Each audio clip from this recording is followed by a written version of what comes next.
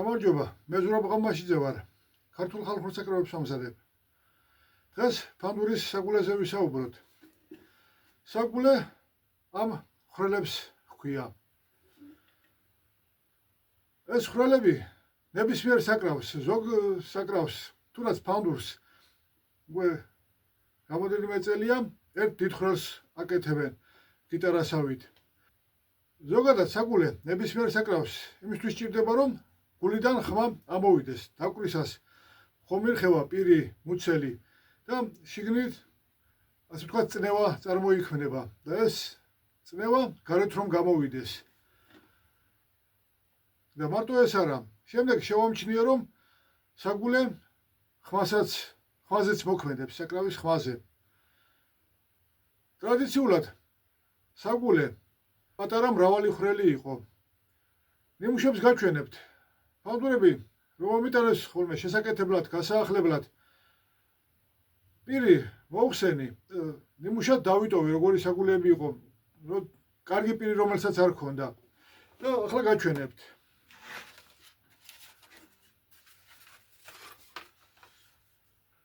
აგერ 5 ხრელი გაკეთებული საგულე აქ ნახევარწრეზე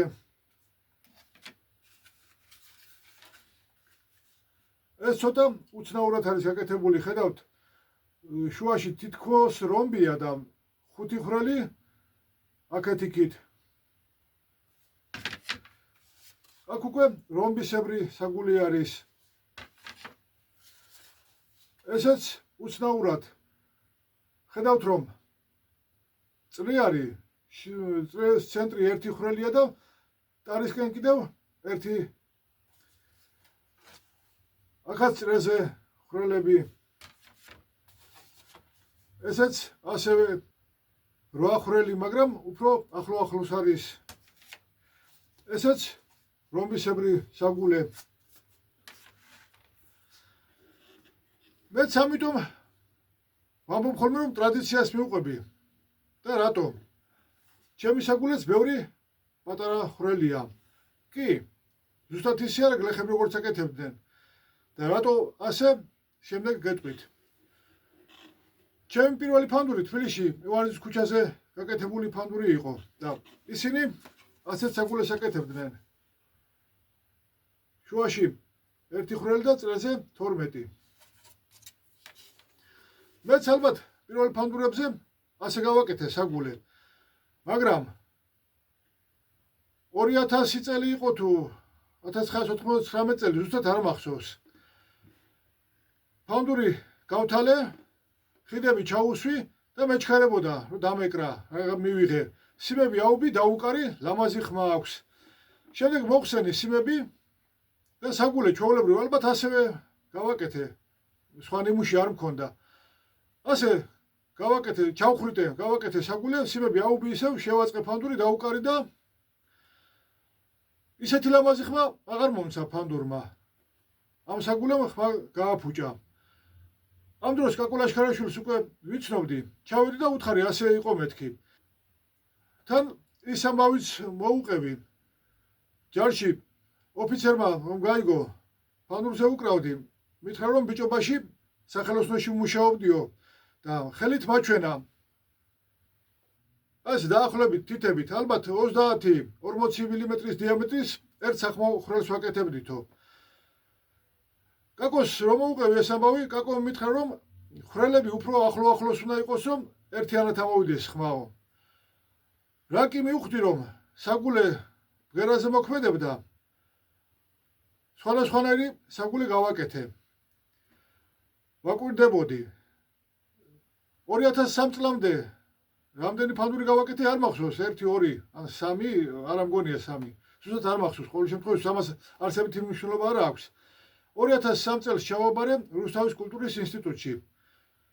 ხალხური საკრავების მასწავლებელი, ხალხური საკრავთა ორკესტრის დირიჟორი ვარ დიპლომით. და რო ჩავაბარე, ხელმძღვანელმა ორკესტრში მიმიყვანა. ხალხური საკრავთა ორკესტრი ყავდა. და იქ ერთ-ერთი წევრის ფანდურზე დავინახე, რომ პირობითად რომ გაჩვენოთ. თითქოს წრე დავინახე და საგულეს შუა ხრელი ცენტრს იყო აცდენილი.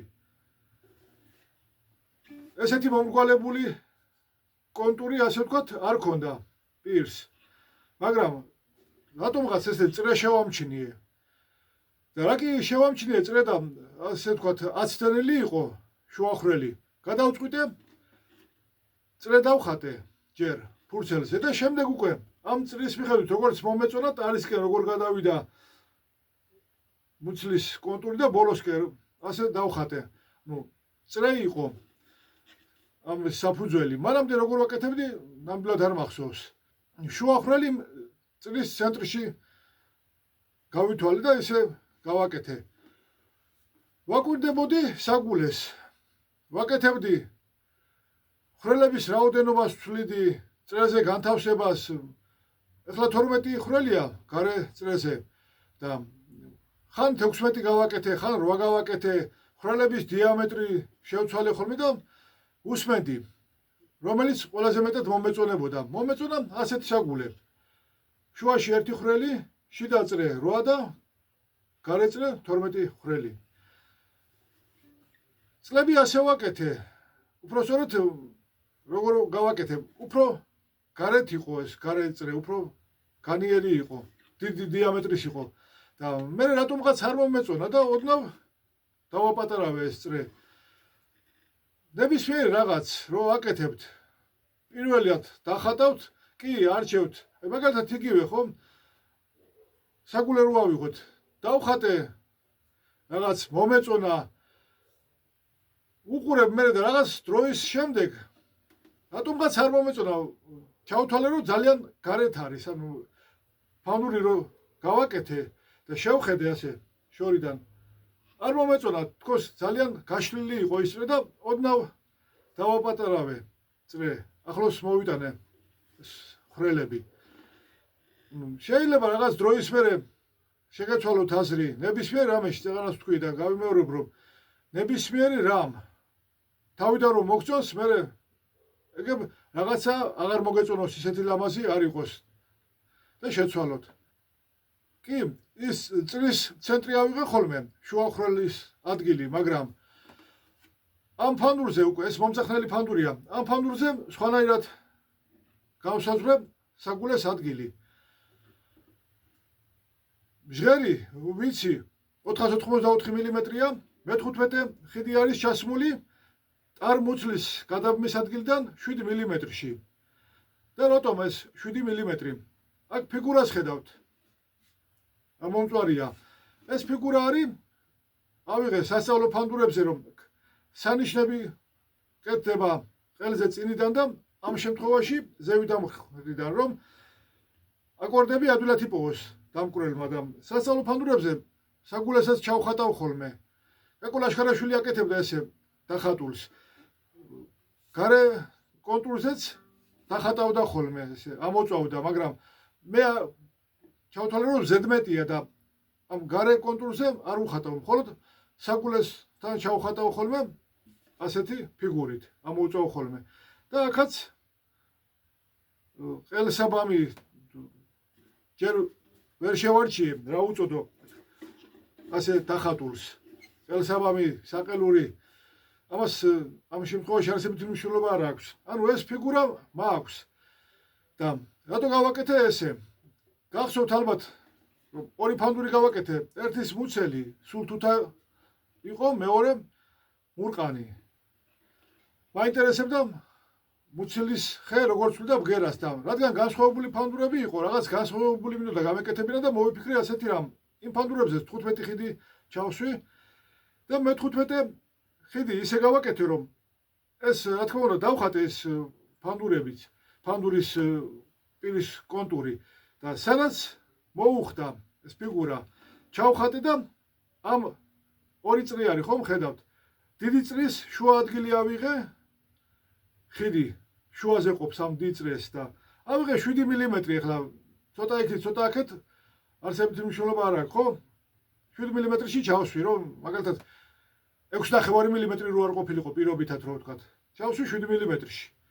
და რა კი ვიცი რომ რამ სიგრძე არის ჟღერი, ეს კონტური დავხატე უბრალოდ როგორ ჯერ ფურცელზე გამოუჭერი კონტური, რომ ადვილად დამეხატა სხვადასხვა რამოდენიმე ფანდური. დავხატე კონტური, ჩავხატე ჯორაკი, სადაც უწევს მჟღერის მიხედვით და შემდეგ საგულე. დაახლოებით რაღაც ადგილი ავიღე შუაში, დაახლოებით ჯორაკსა და წარმოცლის გადამის ადგილზე. ჩავხატე, შევხედე და რა კი ვიცოდი, რომ საგულეს ოდნავ წანაცვლებით ან ტარისკენ ან ჯორაკისკენ ხმა არ იცვლება, ამიტომ ასე თამამად მიუდექი ამ საკითხს. კი, რა თქმა უნდა, თუ ძალიან ტარისკენ წაწევთ ან ჯორაკისკენ წაწევთ, შეცვლის ხმას, მაგრამ ოდნავ რამოდენიმე მილიმეტრით აქეთ-იქით წანაცვლებით ხმა არ იცვლება და ამიტომ მეც გავაკეთე ასეთი რამ, დავხატე, ერთი შევხედე. მერე ოდნავ ტარისკენ წავწიე, ოდნავ ჯორაკისკენ წავწიე, ესე რამოდენიმე დავხატე და უყურებდი ხოლმე. რომელიც ყველაზე მეტად მომეწონა, ავირჩიე ის, პირობითად რო ვთქვათ, გადავზომე, ხო? წარმოცლის გადამის ადგილიდან გადავზომე და პირობითად 105 მილიმეტრი იყო შუახვრელის ცენტრი და ვიცი, რომ წარმოცლის გადამის ადგილიდან შუახვრელი 105 მილიმეტრში უნდა გავაკეთო და ასე ვაკეთებ. ეს პირობითად 105 მილიმეტრი არ მახსოვს რამდენია დაწერილი მაქვს. და კიდევ ერთი რამე გაითვალისწინეთ, თუ ასე არჩევთ. გაწვდენილი ხელის მანძილზე ჯერ დავხატე ხოლმე და ესე უყურებდი, მაგრამ მერე შორიდან შევხედე და შევამჩნიე, რომ გაწვდენილი ხელის მანძილზე რო უყურებ, მოგწონს მაგალითად როგორია ეს თლიანად მუცლის კონტური, საგულე სადაც არის, მაგრამ შორიდან რო უყურებ, შეიძლება არც მოგეწონოთ. მე არ მომეწონა ხოლმე, ანუ სხვადასხვანაირად ჩანს, ისი თქმა მინდა. გაწვდენილი ხელის მანძილზე სხვანაირად ჩანს და შორიდან რო უყურებ, მაგალითად 2 მეტრიდან, 2 მეტრანახევრიდან უფრო შორიდან რო უყურებ, სხვანაირად ჩანს. და მეც დავდებდი ხოლმე, შორიდან უცქერდი, რომ უფრო შორიდან ხედავ ადამიანის გაწვდენილი ხელის მანძილზე ხო არ უყურებ ფანდურს. და შორიდან უყურებდი, ისე ვარჩევდი. ცალკე თქმელ ფანდურზე ვაკეთე კიდე ესე, დავხატავდი, უყურებდი თქმელ ფანდურზე, რატომ? უფრო მოხრილად გადადის ტარისკენ, რომ ყელი დაგრძელდეს, იქ 16 ხილს ვაკეთებ მომძახნელ ფანდურზე და იქაც ესე მომიწია წვალება. მაგრამ აუცილებელია, რომ ლამაზად ხომ უნდა ჩანდეს. კაკო ლაშქარაშვილიც ალბათ ასე ბგერას ეძებდა. გავჩვენებთ მისი ფანდურის პირის ნიმუშებს. მაგალითად, ერთი ეს. აგერ მეორე ფანდურის. გარდა იმისა, რომ ეს საგულე 2 წრი არის და აქ 1 წრე. ხედავთ, რომ აქ ჯორაკისკენ არის წანაცვლებული საგულე. და ეს საგულე უფრო ტარისკენ. ალბათ აკვირდებოდა გერას. კიდევ ერთი რამ გამახსენდა, რომ კაკომაც მოსინჯა ის რო უთხარი ერთ თლიან ხვრელს აკეთებდნენ მეთქი. გააკეთა ალბათ 30-35 მილიმეტრის დიამეტრის ერთ ხვრელს ამოჭრდა ხოლმე. და ალბათ მერე ხმა აღარ მოეწონა და ბოლოს ისევ ასეთ თავის საგულეს აკეთებდა ხოლმე. ალბათ მასაც არ მოეწონა ხმა. მე ვამბობ, რომ ერთი დიდი ხვრელი ყვირალა ხმას გვაძლევს და ეს ხვრელი რაც უფრო იზრდება, უფრო ყვირალა ხმა ამოდის ფანდურიდან. მე ერთ დიდ ხვრელს არ ვაკეთებ, მხოლოდ იმიტომ კი არა, რომ ტრადიციული არ არის. არამედ წეგანაც გითხარით, რომ ყვირალა ხმა ამოდის. თუმცა მე რამდენიც არ უნდა ვიძახო, რომ ეს ტრადიციული არ არის, ტრადიციის დარღვევაა. არ დამიჯერებენ და არიან ოსტატები, ვინც ერთ დიდ ხვრელს აკეთებს. კი ბატონო, მე ვერ გადაგარწმუნებთ, აკეთეთ, მაგრამ ერთ-ორ რამეს გეტყვით, გირჩევთ. წინა განაცემაში თქვი, რომ ერთმა პიროვნებამ ფანდური გააკეთა გიტარის თანაფარდობებითო. აიღო რაღაც სიგრძის რაღაც ნაწილი უნდა იყოს მუცლის სიგანეო და კარგი ფანდური გამოუვიდაო და ეგ იმას არ ნიშნავს, რომ გიტარის თანაფარდობებით რადგან გააკეთა ფანდური, კარგი იმიტომ გამოვიდა.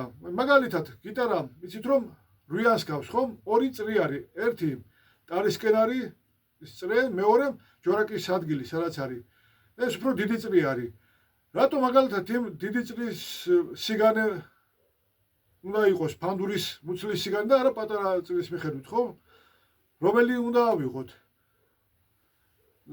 ისიც მithქვამს ერთ-ერთ გადაცემაში ვთქვი, რომ ეს მუცლის მოყვანილობა კი არ ცვლის ბგერას, არამედ მასალა როგორია და როგორ გააკეთებს თვითონ ოსტატი.